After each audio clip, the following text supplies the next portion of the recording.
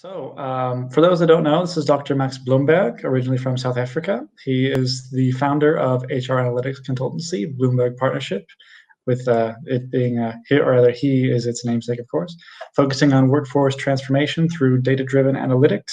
He is a research fellow at Goldsmiths University of London and a visiting professor at the University of Leeds Business School, though he's got a much more colorful background than that. I'll leave that to him to explain. Some of the details I'm waiting to hear more on myself, particularly with regards to your exploits in music.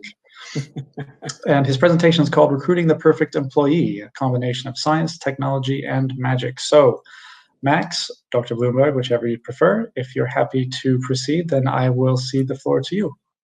Fantastic. Thank you very much, Joshua, and thank you for inviting me along today. Yes, it's a great pleasure to be with you, and really the quality of what we've heard so far it has been absolutely terrific. So I'm really going to present a case study which I think brings together a lot of what Dave and Jan were talking about, and I hope it's useful to you. As Joshua mentioned, I'm not so sure about the colorful background part, but he's right. I did start life as a professional musician. And if you look on the at the back of the car, sitting there with a lot of hair, that was me when I was in the band. And then after a couple of years of doing people analytics on the right-hand side, you can see what people analytics does to you. So there you are. But aside from being a musician and somehow miraculously getting one hit, actually the story behind the hit, Joshua, for what it's worth, is somebody told me that I could not write a hit record. And the one way to get me to do anything is to tell me I can't do it. So I think that the rebel still lives on. I started out life as a computer scientist, and I started a technology company. And it was while I had the technology company that I started developing an interest in psychology. So I did a PhD in psychology with my computer science background, then got really interested in maths and statistics, etc. And in fact, I'm now doing another PhD, this time in artificial intelligence. But all the way through, the common link has been about people and organizations, and how do you get the best performance out of your employees and have happy employees at the same time. And I believe that there is a lot of science in doing that. And that's what I'd like this case study to present. I really enjoy doing leading edge case studies, leading edge projects. So I'm not that fond of reporting in analytics. I like using AI, machine learning, multivariate statistics, etc., where possible, so that we deliver really powerful results, as I believe all people analytic professionals should be doing. So without further ado, what I want to do is have a look at how you improve employee performance, and we'll look at a case study of what we did to get through that. All I want to say is that if you want to improve employee performance, there are 4 things that I think you need to do.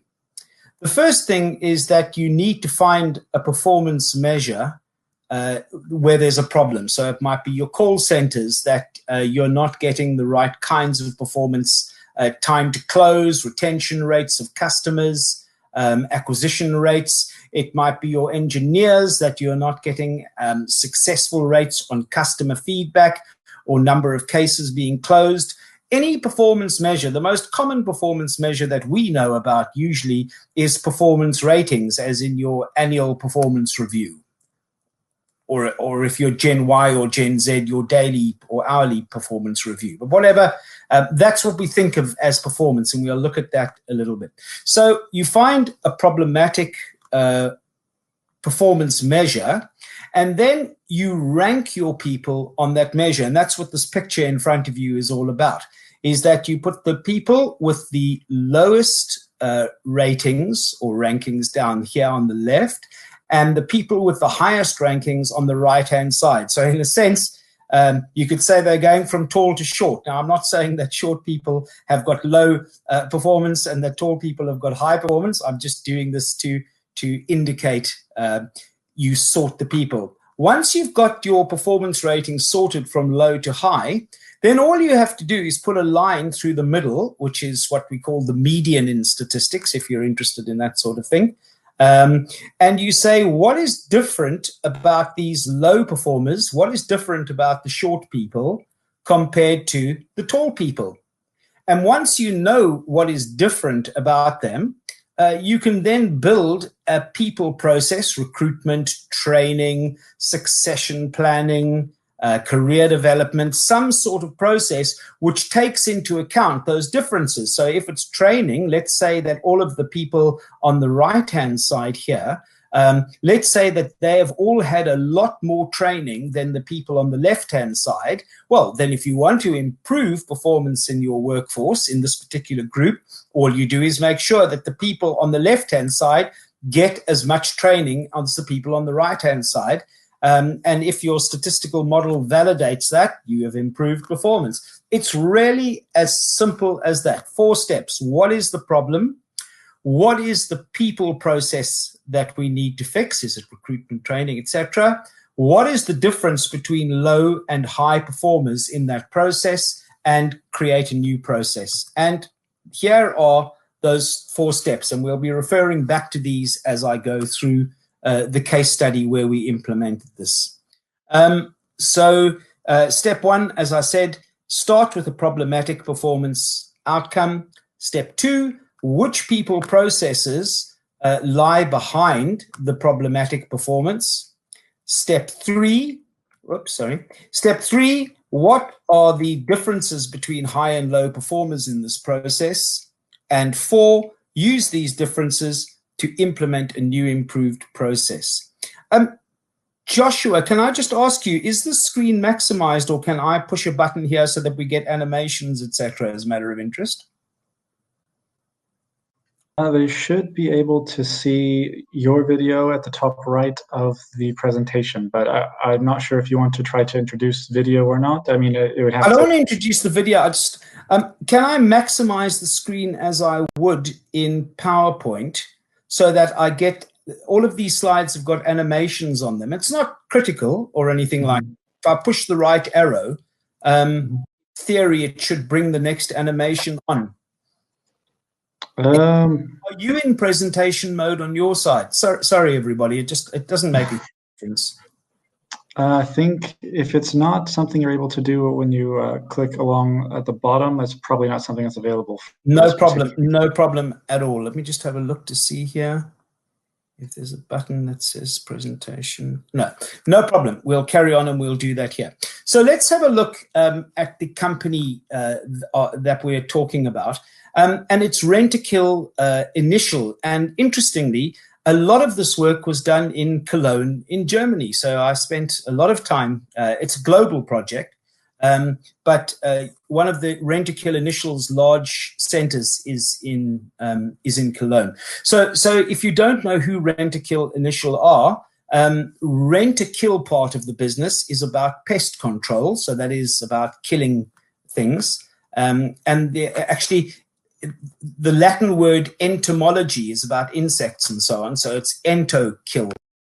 Is a bit of a pun anyway. And Initial, if you go into a bathroom in many corporates, the hand dryers or the towels or whatever you have, you'll often see the Initial logo. So they are a service company and they do bathroom cleaning for corporates, providing towels, sanitary products, etc., etc. So that is Rentokil Initial, a huge organization, and they have a global sales force of 700 people, and many of these people were not reaching their targets. Now, they had every consultancy under the sun coming in, but they weren't getting consistent answers about how to fix the sales problem in the company.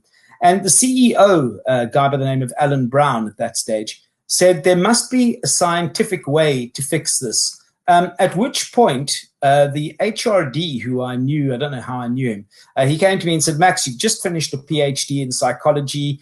You love statistics. Isn't there some way that you could do this? Now, bear in mind, this was about 2011, 2012. So this was before our inboxes were filled with the word people analytics. So from my perspective, I was just coming to this like a scientific problem. I was being a scientist. I was going to say, what is my outcome variable, my metric? What are my hypotheses about what might be affecting that metric? And I'm going to try and fix it today. And that is still the method that we should all be using in people analytics to solve problems. I'm not sure that it's that common, and I think Dave alluded to that a little bit earlier about the education, etc. But perhaps we can talk about that another day. But essentially, that is the business problem here, is we've got sales performance around the world is very inconsistent. So in terms of what the model I say to you is, you need to start with a problematic performance outcome. So you might say, well, it's just the sales figures of the people. You know, it's that they're achieving $50,000 instead of $100,000 or whatever. But for those of you who've done analytics with sales teams, you will know that you can't just look at a salesperson's dollar figure, can you?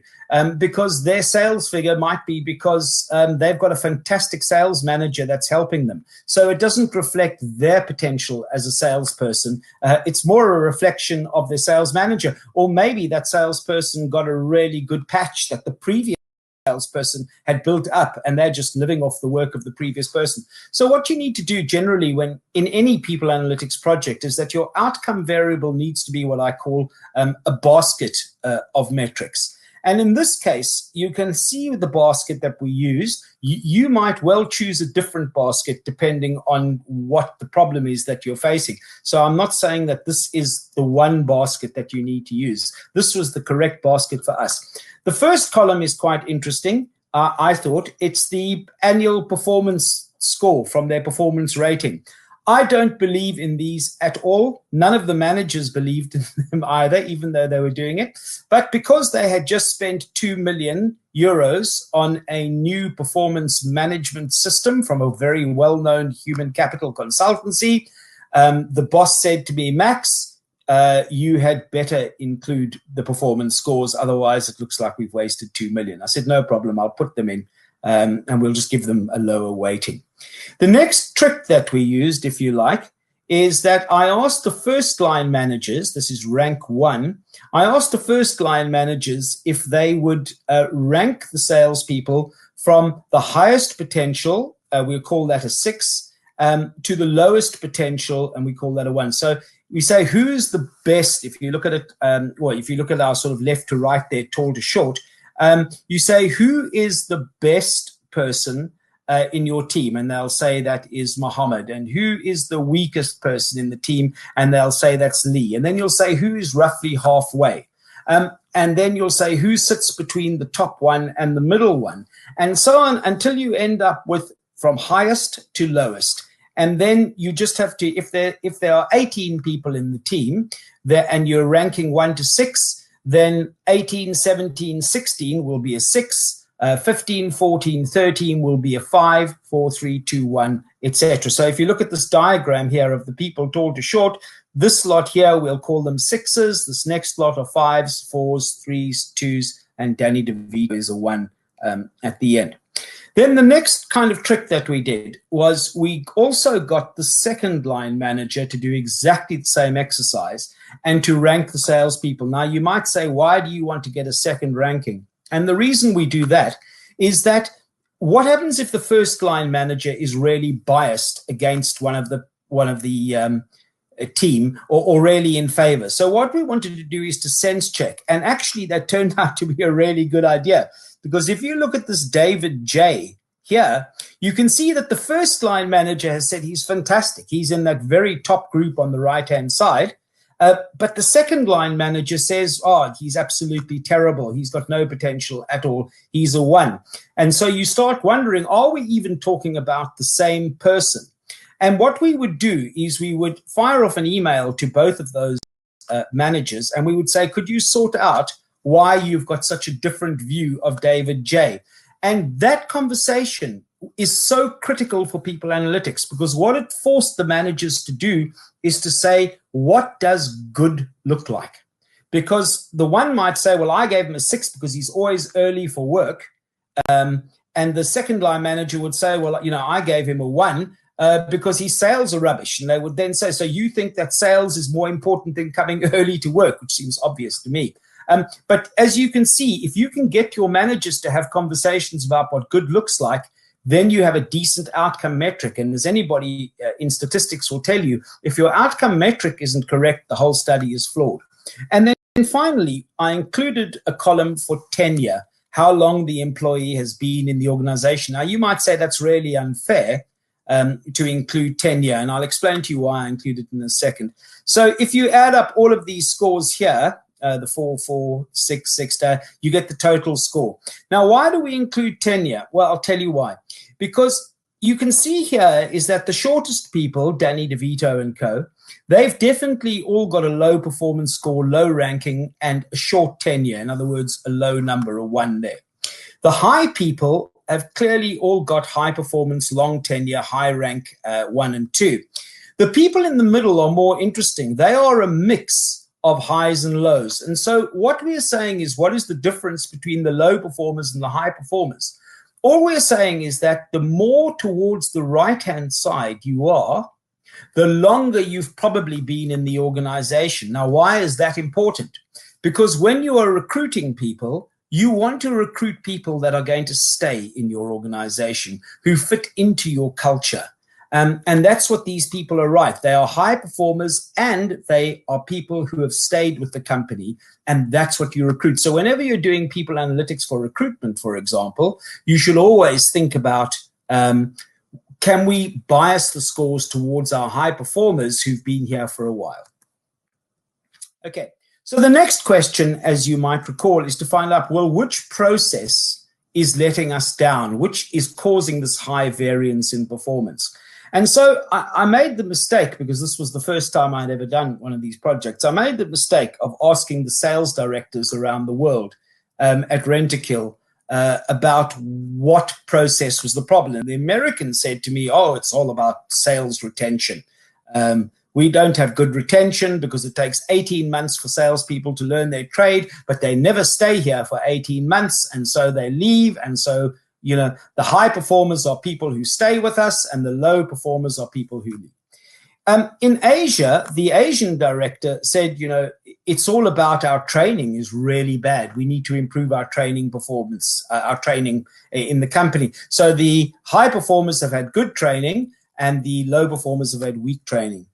The British guy said that it's all about motivation. Now, he may have had a point, because he used to take his team out drinking every night and partying, and they did do really well, I have to say.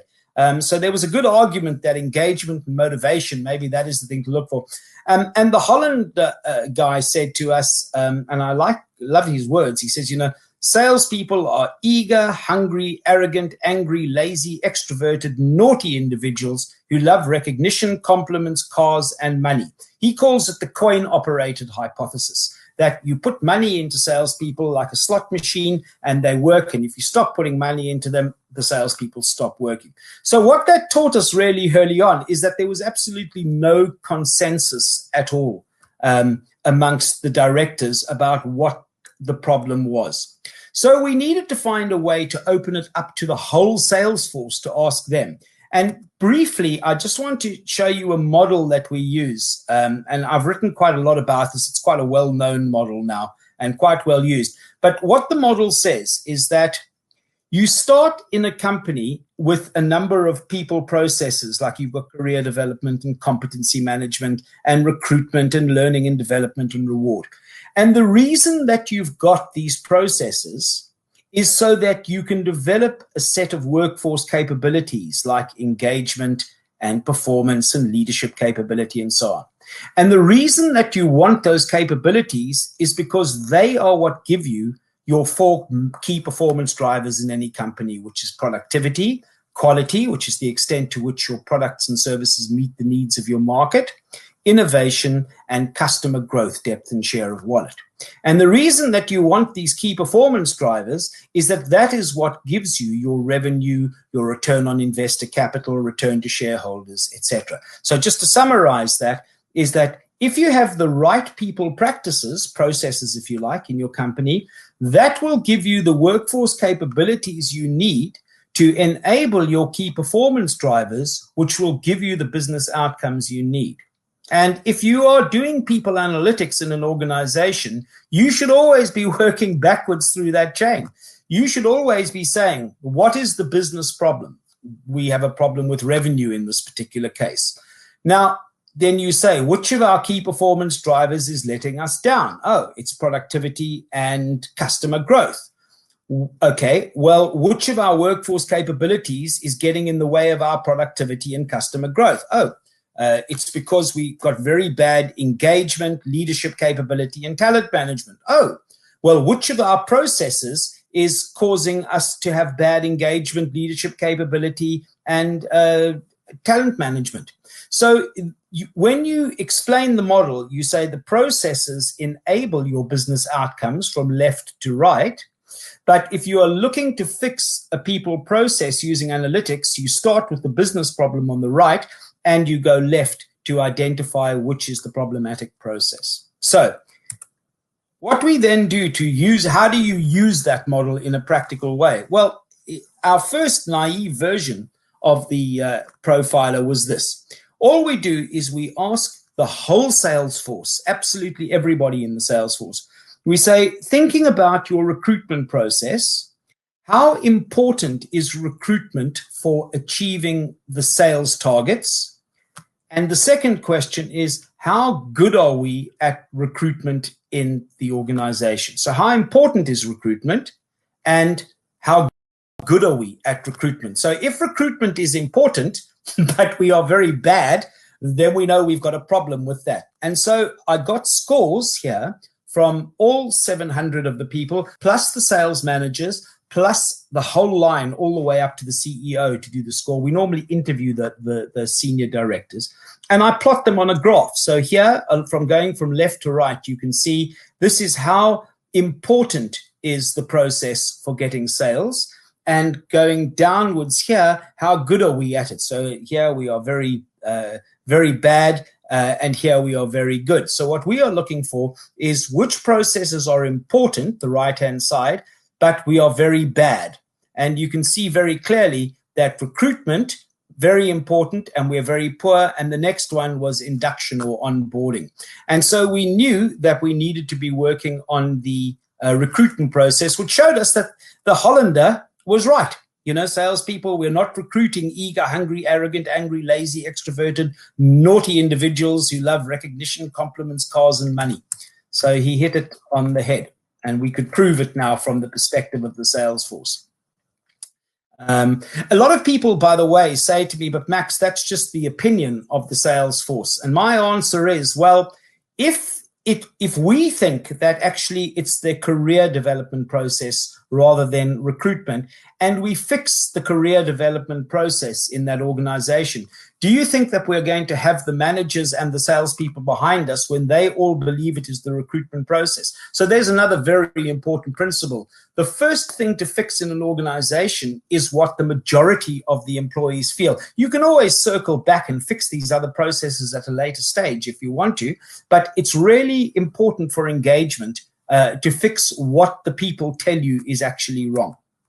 So now we come to the next step, which is what is the difference in terms of recruitment between these people and these people here, the high performers and the low performers. And to do that, we ran some focus groups with the best salespeople and the best sales managers, in other words, the people that were reaching their targets very clearly.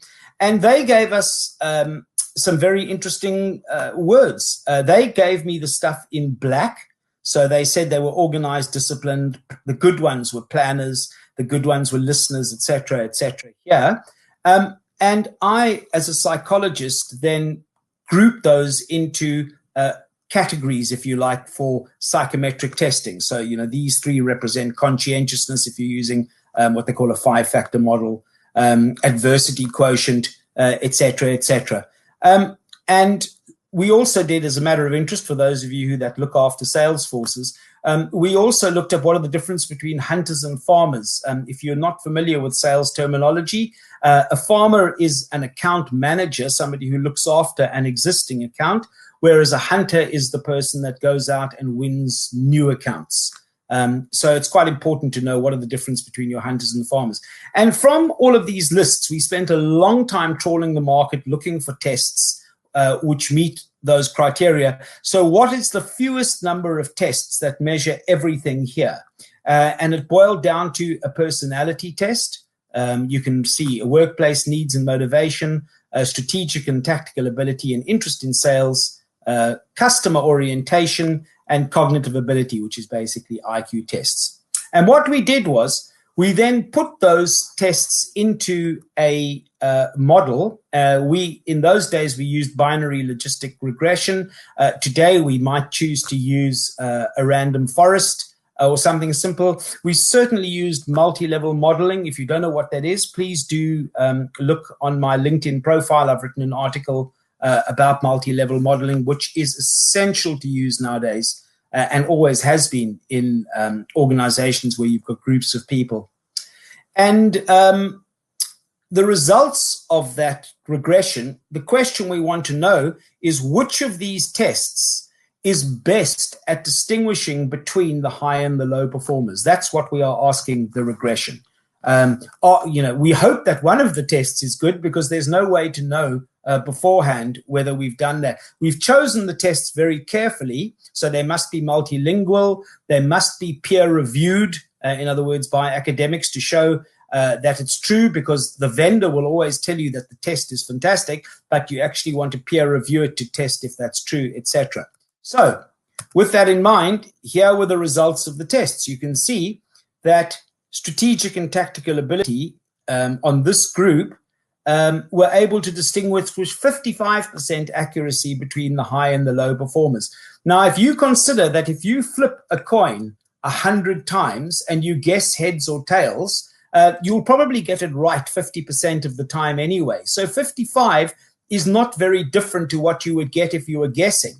Whereas personality in this instance, as Jan was saying earlier, which is very interesting, personality with this particular group was able to distinguish with 80% accuracy whether somebody was standing on the right-hand side, high performer, or standing. Now, that is incredible because I'll let you into a secret. My PhD was about what makes happy couple romantic relationships. Is it about personality or is it about communication? And my research clearly showed that personality is completely unimportant. So, if you and your partner are unhappy with each other, you can't blame their lousy personality for the state of your relationship. But as soon as that person closes the door at home and comes to work, suddenly their personality is incredibly important. So that was really interesting for me.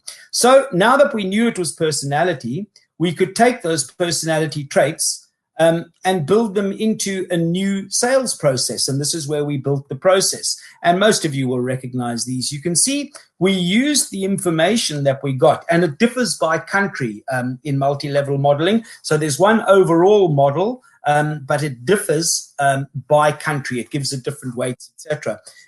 We even used the traits from the personality test to advertise. We gave it to the copywriter. So in Germany, let's say that extroversion and conscientiousness were very important. We give this to the German copywriters, and their adverts would say something like, do you like working with a lot of detail? And do you love people? If so, we've got the perfect job for you. Whereas in England, it might be introverts that are important.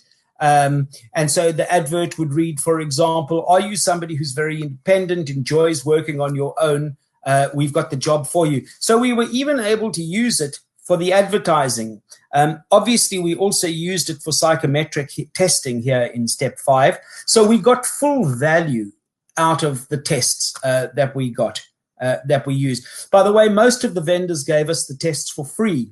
Just to speak to Jan's earlier point, we told them that we didn't know whether their test would be the winning test, in terms of which would predict the best, because it varies from company to company, etc. And all of the test providers, Hogreffer, Hogan, etc., everybody was willing to give us the tests for free to do the pilot study on the 700 people. It was a huge logistic exercise, but it certainly meant that we reduced the risk of not finding a good result.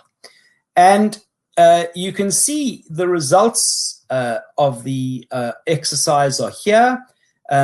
We were fortunate to be able to split candidates, applicants coming in, between the old recruitment process and our new cool process with the testing, etc. And the new candidates that came in, after 3 months in the UK, were selling 17% more than the old process. In the US, after 12 months, they were selling 32% more, and you can see similar figures. So from the client perspective, the sales improvement of the people coming in on the new process, they sold after a year on average 40% more as a result of using the new process. The increase in 1 year at Rentokil Initial as a result of doing this was $70 million. And the ROI on the project was 300%, which clearly means we didn't charge nearly enough for our work, because I'm sure they would have been happy with 150%. And that is the end of the story. So thank you very much for listening and for joining me on that. I hope it was useful.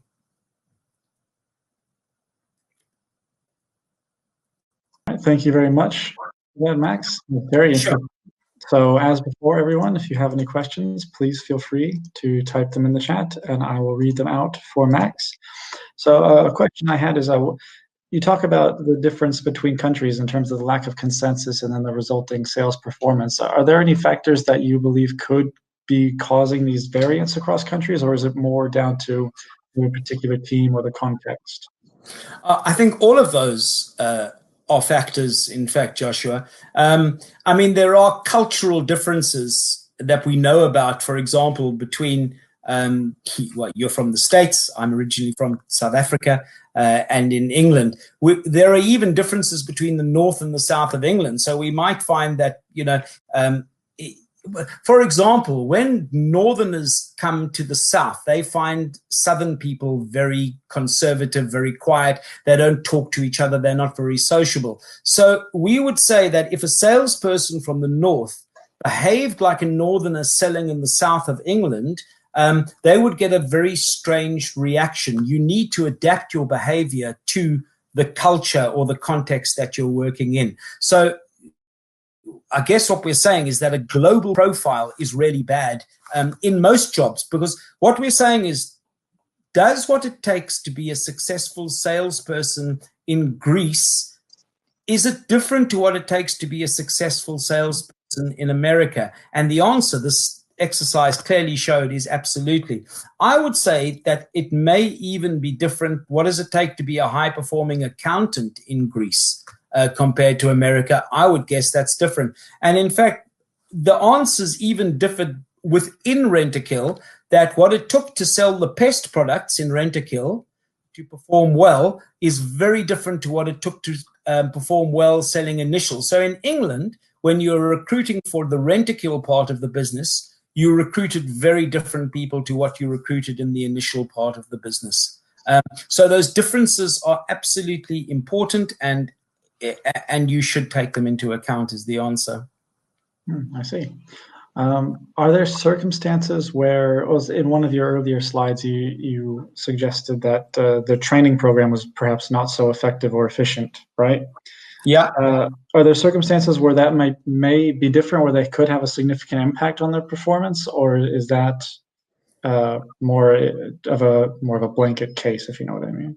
So we often find, that's a really interesting question. When we get called in, if I go back to that slide where we look at the processes here, we normally get called in and somebody says, can you do some analytics on our training program? Or can you do some analytics on our career development? And what we say is, how do you know that that is the process that is the problem?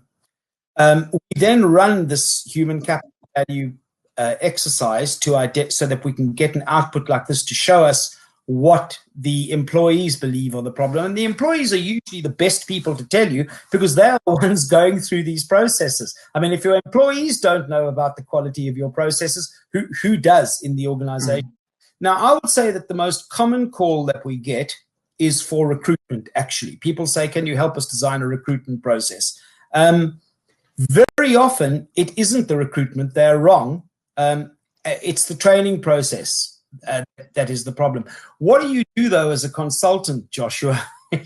When a client has got a big check, now, if a client is saying, we would like you to come in and fix our recruitment process, do you say, we refuse? We think the problem is your training process. So it's a huge problem. That's why an exercise like the Human Capital Value Profiler, before you start doing analytics to ensure that you're working on the right process, is important. Training is incredibly common, though, as a problem.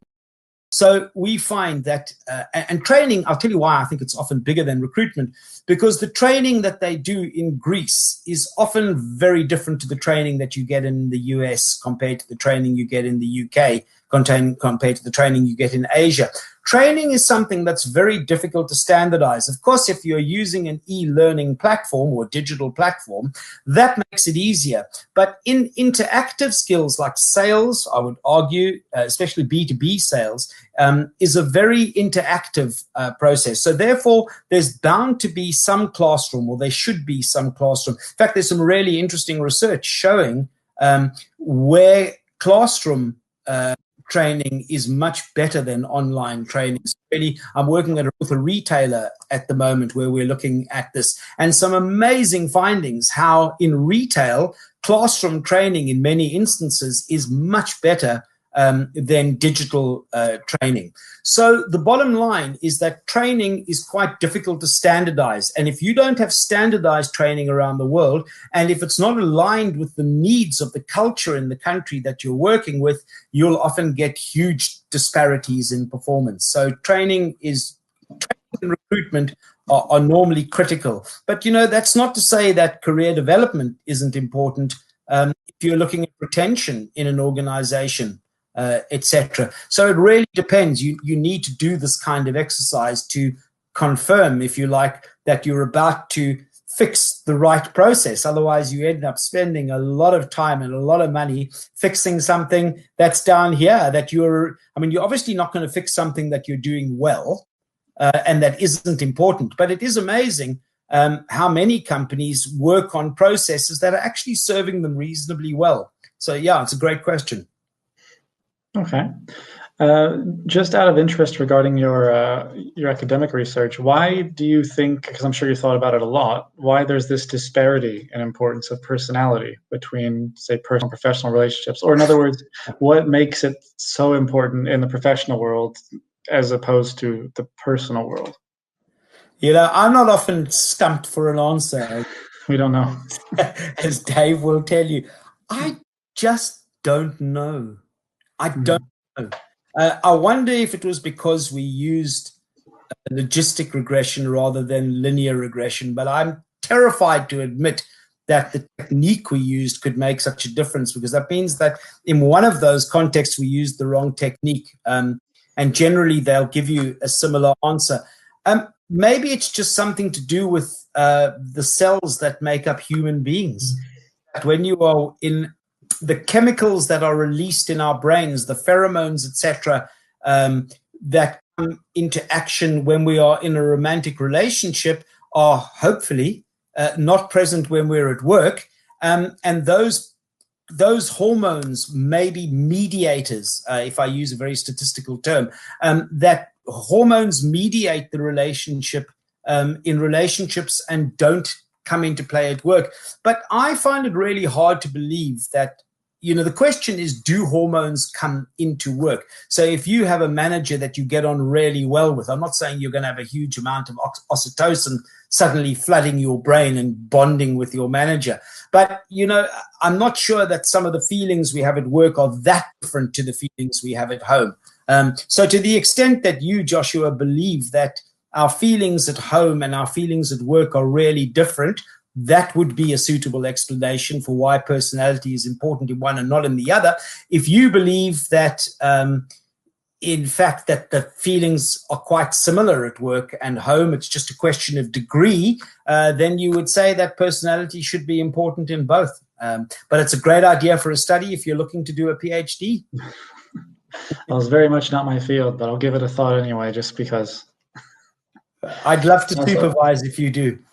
Oh, I might have to take you up on that. Yeah. Question from Ignacio in the chat. Max, do you happen to have any lecture recommendations on training effectiveness assessment? I do. If you link up with me on LinkedIn, I'll send you some stuff. I've written some articles. So if you look under posts on my name, you'll see some material that I've written, and I'm very happy to do that with you. Dave mentioned that we're putting together this positioning game for people analytics. And one of the things we'll be doing there is so that, Ignacio, you'll be able to come along to a group like that and ask questions of us, and we will provide materials and answer any questions that we can. We ask you to send us the questions before the meetings so that we have a chance to prepare, because we don't want to be caught without the answers. We want to look clever, that we have the answers for everything.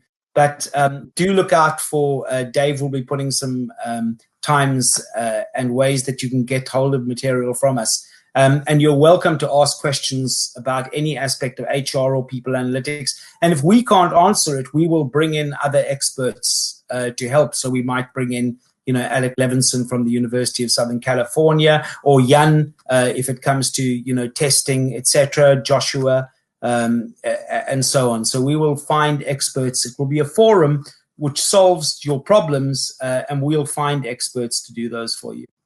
Okay, great. Just one more question from me with regards to personality. So you mentioned that in this group, at least, that was maybe the most crucial factor. Do you think that with regards to retention, there can be a variance? So in other words, that the longer you're there, do you think it's plausible that the personality can become more or less important over time as they sort of integrate into the team and learn their trade, so to speak? Does that make any sense? Do you think you're asking the question there that does personality change over time? That is another sort of somewhat tangential but very related question. Sure. So ask the first part of the question again, please.